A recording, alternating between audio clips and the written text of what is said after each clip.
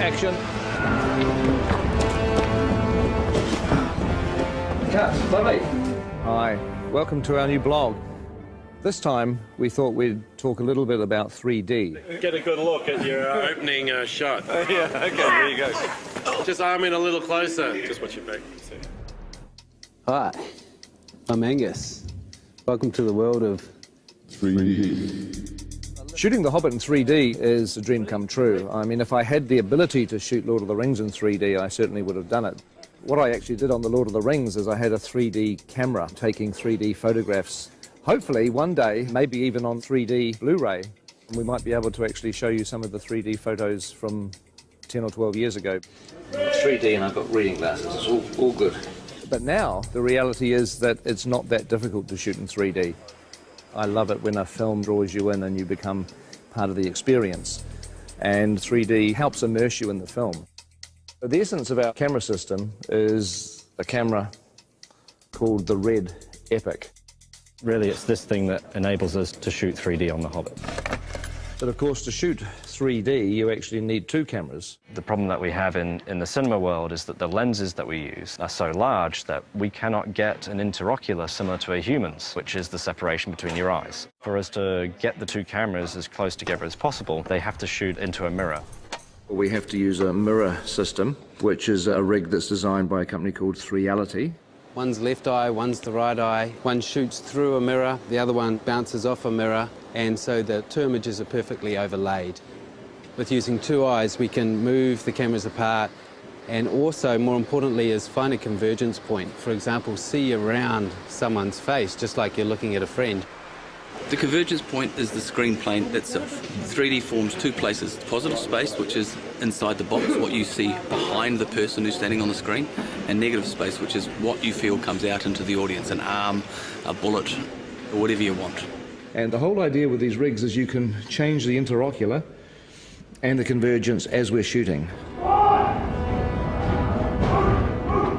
We can see that separation on a 2D screen with a left and a right eye overlay. So we can do this live throughout a shot, changing our 3D effect the whole way through.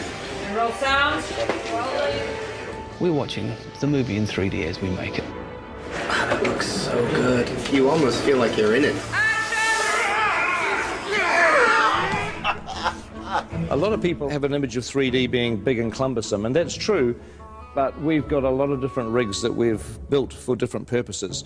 It's actually easier in this weird 3D world to have different camera systems for different uses. So this is a camera that we built to go on a crane that can move around and it never comes off the crane. This is the TS5 in a handheld mode. It's our main workhorse camera. It's light, it's small, so it allows Peter to get into very tight, narrow corridors and caves as if he would with a 2D camera. Oh, yes, yes, yes. You know, mobile camera work has always been very important for the films that I've made, and the last thing I wanted to do when we went to 3D was to restrict or change the shooting style. So with the camera doing the help as well, you don't need me to do much.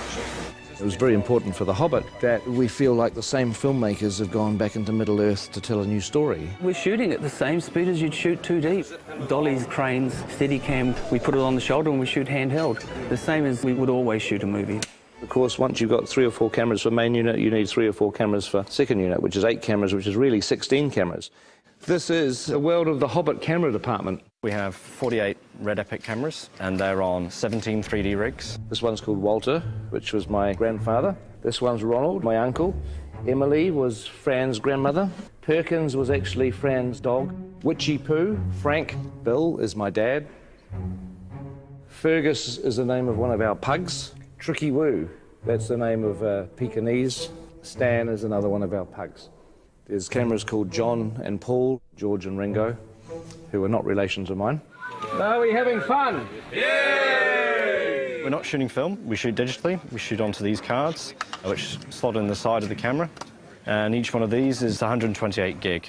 On top of that, you're shooting at 5K resolution.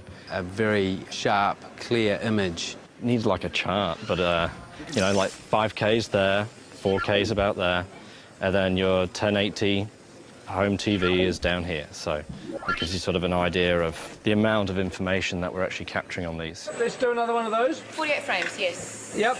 We're shooting The Hobbit at a higher frame rate at 48 frames per second, which is twice the normal 24 frames. The human eye sees 60 frames a second, so 48 frames is more of a natural progression toward giving the viewer what they would actually see in the real world.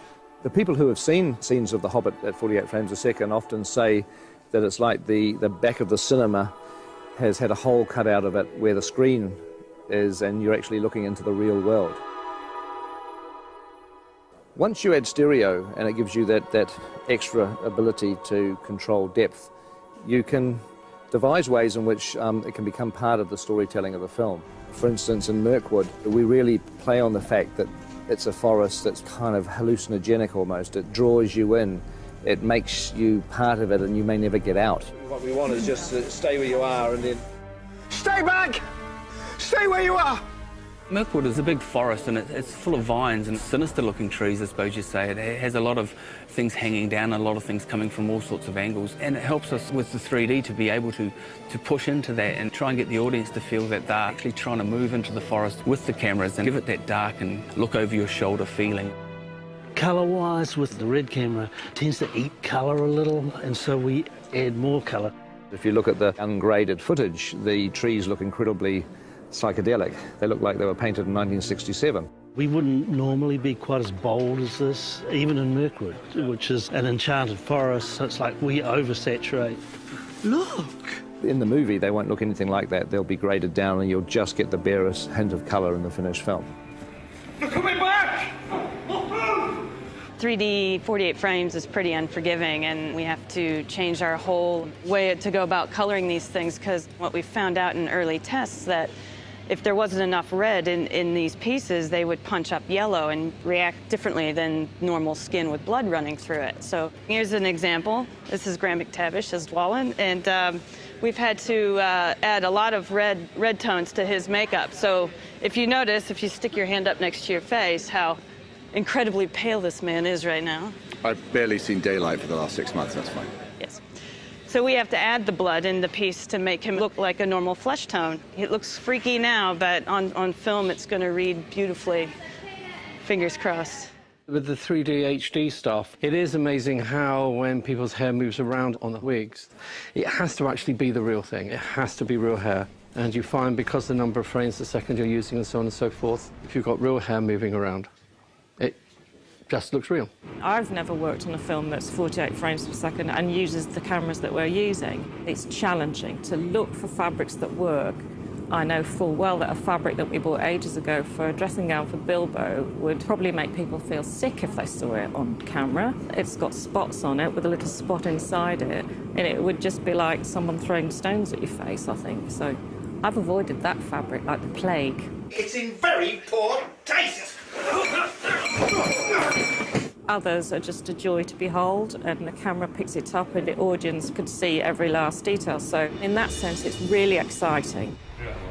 This film is really breaking new grounds in many ways as far as the technology of the filming goes. But John and I are still working in our time-honoured methods of pencil and charcoal, composing pictures in 2D.